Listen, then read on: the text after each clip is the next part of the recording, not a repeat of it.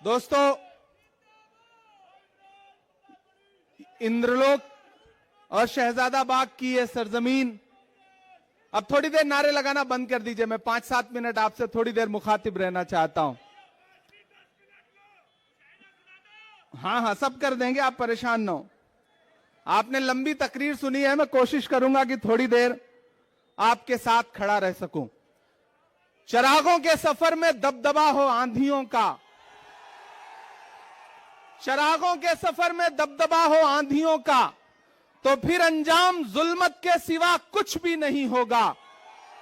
यह दुनिया नफरतों के आखिरी स्टेज पर है, इलाज इसका मोहब्बत के सिवा कुछ भी नहीं होगा। मेरी आंखों के सामने जो नई नस्ल खड़ी है, तमाम बुजुर्ग यहां बैठे हैं। मैं बहुत दिन से सोचता था कि कभी आपके बीच में आऊंगा और आपसे मुलाकात करूंगा, आपसे थोड़ी देर बात करूंगा, लेकिन मौका भी मिला है तो एक चुनावी मौके पे आपके बीच में आया हूं और भाई अनिल भारद्वाज जी की आवाज पर आपके बीच हाजिर हुआ हूं। हमारे अल्पसंख्यक विभाग के प्रदेश चेयरमैन अब्दुल वाहिद कुरैशी साहब का इसरार था कि आपको हाजिर होना है। मेरे भाई, आप पिछले 3 घंटे से यहां पे मौजूद हैं, मुझे पता है, और हमसे 3 फीट 4 फीट नीचे बैठे हुए हैं, हम स्टेज पे बैठे हुए हैं। लेकिन मैं स्टेज के साथियों से भी कहना चाहता हूं कि ये जो 3 फीट 3.5 फीट 4 फीट नीचे बैठे हैं, असल में इनके होने से सारी रौनक है। ये हैं तो हम हैं, ये हैं तो हमारा कार्यक्रम है। मैं आपके संघर्ष को सलाम करता हूं कि आप पिछले 3 घंटे से मोहब्बत के उस मसीहा का इंतजार करते रहे जिसका नाम राहुल गांधी है। मैं उनका सिपाही बनकर के आपके बीच में आया हूं और आपसे यह कहना चाहता हूं कि 5 तारीख को आपको अपने घरों से बाहर निकलना है। न सिर्फ सदर बाजार के मुस्तकबिल का फैसला करना है, बल्कि दिल्ली के भी मुस्तकबिल का फैसला करना है। यह लड़ाई बहुत बड़ी लड़ाई है। यह लड़ाई, अगर आपको लगता है कि सिर्फ चुनावी लड़ाई है, तो आप गलतफहमी के शिकार हैं। एक तरफ वो ताकतें खड़ी हैं जो नफरत के साथ खड़ी हैं, और एक तरफ वो ताकतें हैं जो मोहब्बत के साथ खड़ी हैं। ये इंद्रलोक है। मैंने देखा है, मैंने वो विजुअल देखे हैं कि यही आपके सामने इबादत करते हुए एक इंसान के पैर पर किस तरह से लात मारी गई थी। ये वो सरजमीन है कि जहां पिछले 15 साल से सदर बाजार के लोग, शहजादा बाग के लोग, इंद्रलोक के लोग कब्रिस्तान मांगते रहे, लेकिन कब्रिस्तान के नाम का वादा करके आपसे वोट तो लिया गया, लेकिन केजरीवाल कभी यहां झांकने नहीं आए। वो कब्रिस्तान आज भी इंतजार कर रही है। ऐसे में मैं आप सबसे कहना चाहता हूं मेरे भाई, कि एक तरफ नफरत खड़ी है, एक तरफ झूठे लोग खड़े हैं, एक तरफ नरेंद्र मोदी खड़े हैं और उनका छोटा रिचार्ज खड़ा है, और एक तरफ कौन खड़ा है?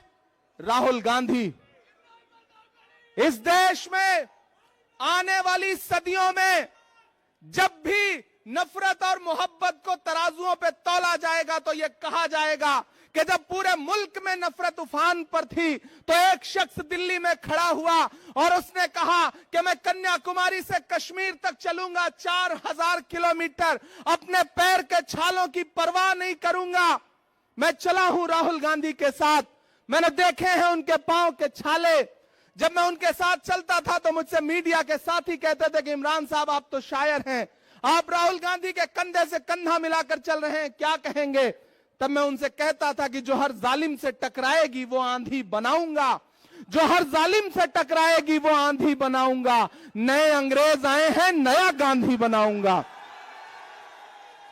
वह इंसान 4000 किलोमीटर चलता रहा, सिर्फ एक नारा लगाता रहा कि नफरत छोड़ो भारत जोड़ो, सिर्फ एक नारा लगाता रहा कि नफरत के बाजार में मोहब्बत की दुकान खोलनी है। अरे इंद्रलोक वालों, शहजादा बाग वालों, आप तो इस बात पर ईमान रखते हो ना कि मजदूर का पसीना सूखने से पहले उसकी मजदूरी उसे दे देनी चाहिए। रखते हो ना इस बात पर ईमान? मैं रखता हूं इस बात पर ईमान कि मजदूर का पसीना सूखने से पहले उसकी मजदूरी उसे दे देनी चाहिए।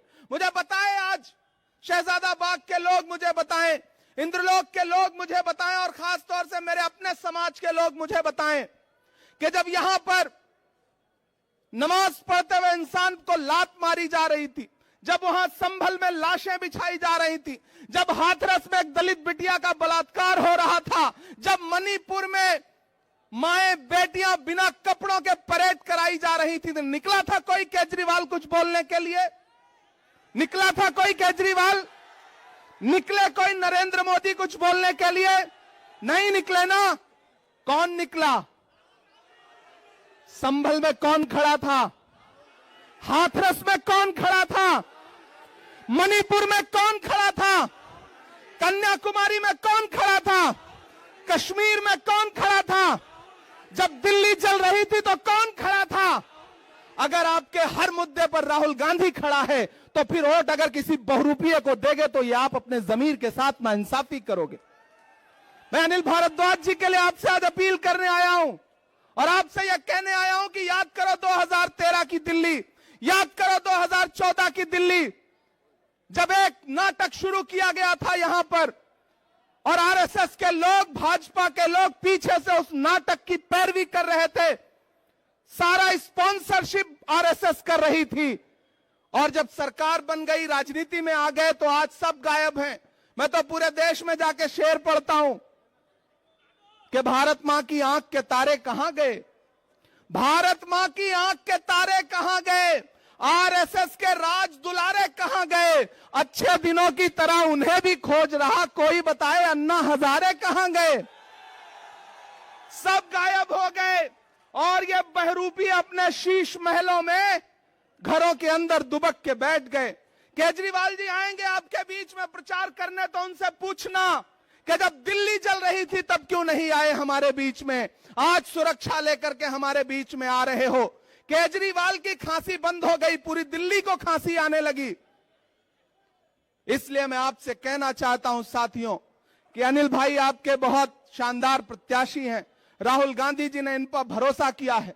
मैंने आपसे कहा ना कि आप तो इस बात पर ईमान रखते हो कि मजदूर का पसीना सूखने से पहले उसकी मजदूरी उसे देनी चाहिए। मैं चला हूं राहुल गांधी के साथ कन्याकुमारी से कश्मीर तक, मैंने उनके पांव के छाले देखे हैं। मैं उन पांव के छालों की याद दिलाते हुए आपसे कहना चाहता हूं कि अगर इस बात पर ईमान रखते हो कि मजदूर का पसीना सूखने से पहले उसकी मजदूरी उसे दे देनी चाहिए, तो मैं आपसे राहुल गांधी की मजदूरी मांगने आया हूं। और वो मजदूरी है अनिल भाई को अपना एक एक वोट देकर के हाथ के पंजे के सामने वाले बटन पे 5 तारीख को अपना एक एक वोट देकर के इन्हें विधानसभा पहुंचाइए। आपका दिया गया एक एक वोट सिर्फ अनिल भारद्वाज को नहीं मिलेगा, मोहब्बत के उस मसीहा को मिलेगा जिसका नाम राहुल गांधी है।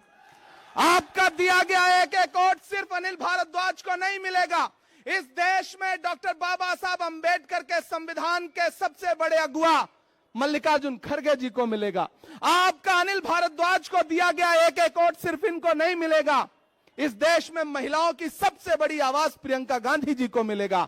आपका दिया गया एक एक वोट सिर्फ अनिल भारद्वाज को नहीं मिलेगा, इमरान प्रतापगढ़ी पे आपका एहसान होगा। यह कहने के लिए आपके बीच में आया हूं और आपसे गुजारिश करता हूं कि इस बड़ी लड़ाई में आपको चुनना पड़ेगा। और अकलियत के लोगों, खास तौर से मेरी एक बात सुनना और जाना, तो रात को जब सोने लगना अपने तन्हा कमरों में, तो याद करना कि एक 35-36 साल का लड़का आया था, एक बात कह करके गया। आप पिछले 3 बार से केजरीवाल को वोट देते आ रहे हो, लेकिन जब जब आपको जरूरत पड़ी केजरीवाल कहीं नजर नहीं आए। क्यों? क्योंकि उनको पता है कि आप थोक के भाव वोट दे दोगे। मैंने एक फिल्म देखी थी, उस फिल्म में एक डायलॉग था कि आग को पानी का डर बना रहना चाहिए। आपने वो डर खत्म कर दिया।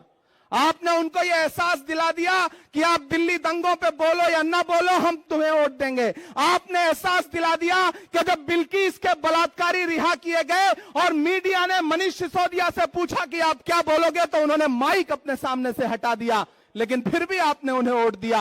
आपने उन्हें एहसास दिला दिया कि आप संभल में लाशें बिछी रहेंगी, आप नहीं बोलोगे, हम फिर भी आपको वोट देंगे।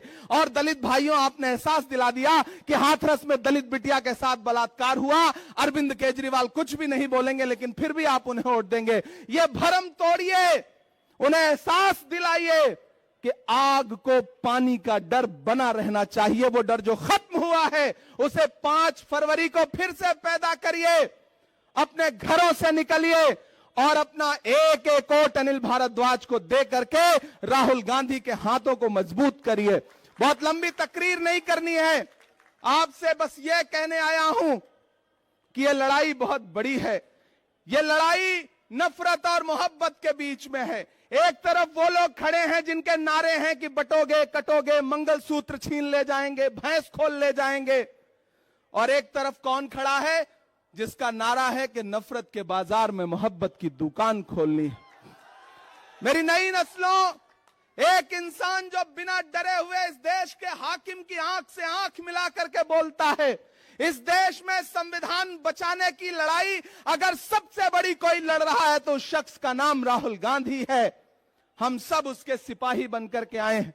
मैं कोई बहुत लंबी तकरीर नहीं करूंगा, सिर्फ 4 मिसरे पढ़ूंगा, वो हक भी पूरा हो जाएगा जो आप सुनना चाहते हैं। माइक थोड़ा बेहतर कर दें। कहां है माइक? थोड़ा बेहतर कर दें। नहीं हो सकता? जैसे अरविंद केजरीवाल की खांसी सही हो गई वैसे माइक भी सही हो सकता है भाई, थोड़ा सा बेहतर कर दें अगर हो सके तो। मैं सिर्फ 4 मिसरे पढ़ता हूं साथियों। कि खौफ नहीं जिसे, थक तो नहीं गए?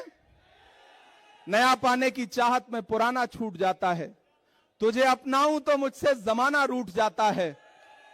मोहब्बत पढ़ने लिखने में बहुत आसान है, लेकिन मोहब्बत को निभाने में पसीना छूट जाता है।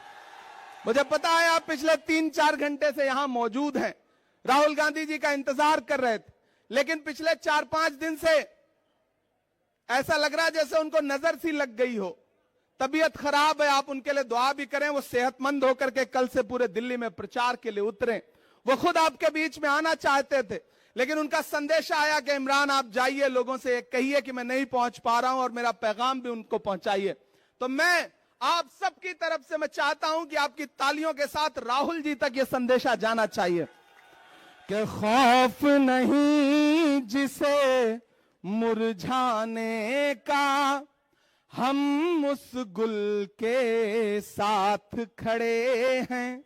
अगली जो लाइन है ना, वो लाइन आपकी तालियों के साथ पूरे दिल्ली की फजाओं में जानी चाहिए, अपने राजमहल में सोने वाले मोदी जी तक और अपने शीश महल में सोने वाले केजरीवाल तक, दोनों तक जानी चाहिए कि खौफ नहीं जिसे मुरझाने का, हम उस गुल के साथ खड़े हैं।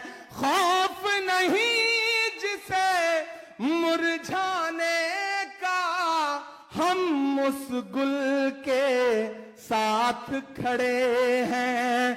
कैसा भी दौर आए लेकिन हम राहुल के साथ खड़े हैं। कैसा भी दौर आए लेकिन हम राहुल के साथ खड़े हैं। कल भी खुल के साथ खड़े थे, आज भी खुल के साथ खड़े हैं। कैसा भी दौर आए लेकिन हम राहुल के साथ खड़े हैं। सदर बाजार वालों, ये लड़ाई बुजदिलों और बहादुरों के बीच में है। एक तरफ वो बुजदिल हैं जो कभी आपके किसी मुद्दे पर नहीं निकलते, चाहे उन्हें झोली भर भर के वोट दिया हो आपने, और एक तरफ